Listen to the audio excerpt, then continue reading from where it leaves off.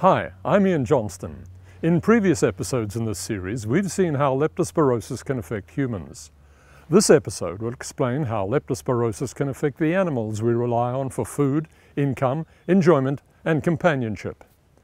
Lepto affects not only people, but can cause serious health and productivity effects in livestock, and can cause illness in pets.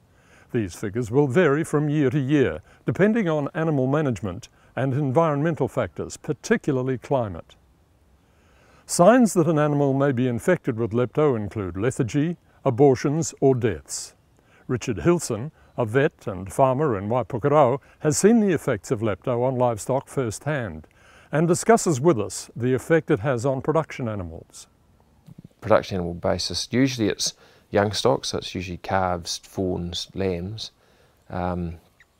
We get involved because guys have got deaths.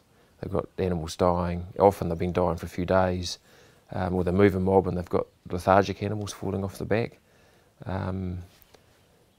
Sometimes with cow abortions, that they're pretty obvious. You know, a couple of abortions and beef farmers will be pretty quick to ring us.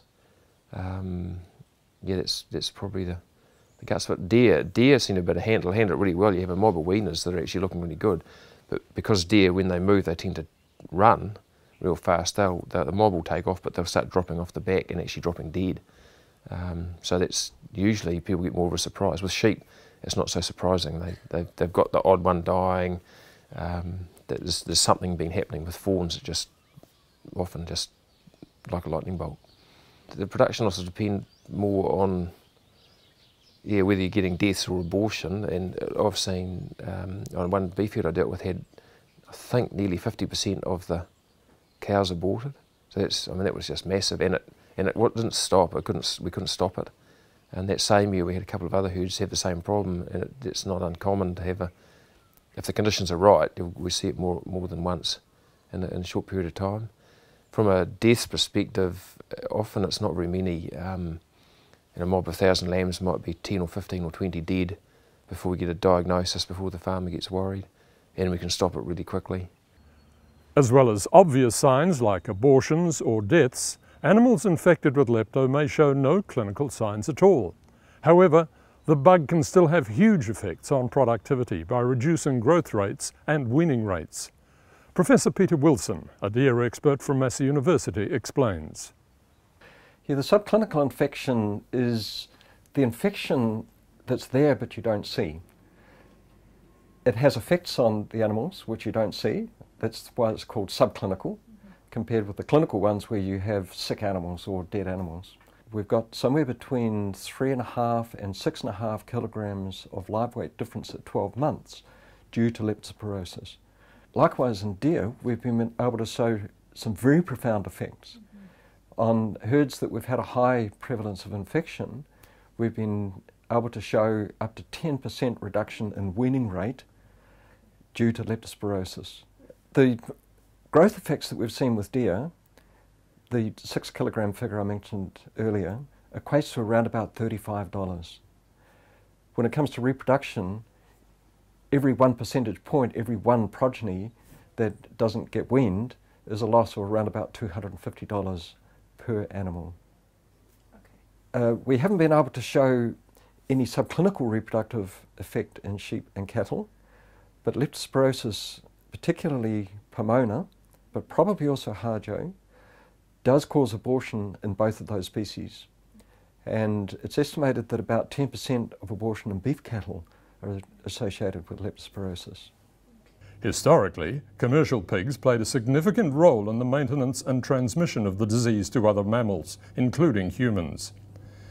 Since the incorporation of leptospirosis control programs on commercial piggeries that require a twice-annual vaccination of breeding sows against lepto and an annual blood test of grower pigs, commercial pig herds and individual pigs have been essentially free of leptospirosis.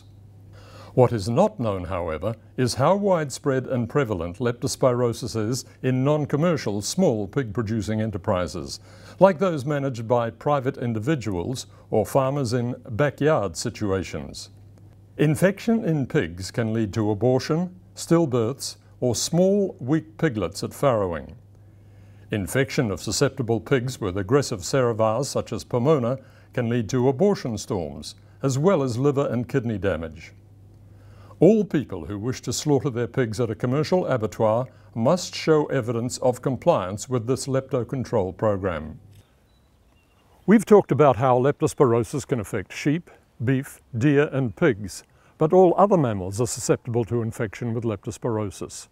Farm dogs in particular are at risk, as they work closely with animals that act as maintenance hosts for the disease, such as sheep and cattle. Massey's Alison Harland, who studied leptospirosis in farm dogs, tells us about some of the signs a dog infected with lepto might show.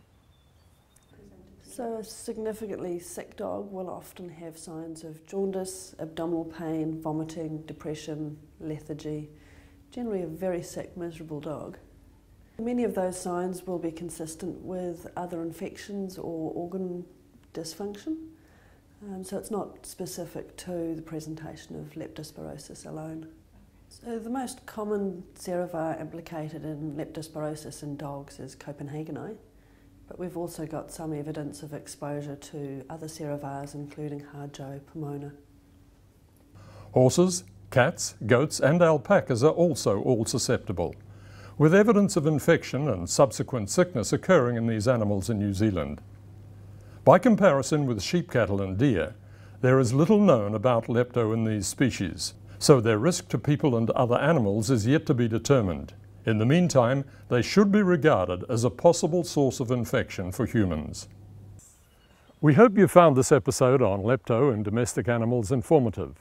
Further information on prevention and control of lepto in animals can be found in episode 6, including the correct way to incorporate a vaccination program and what to do in the event of illness or an outbreak.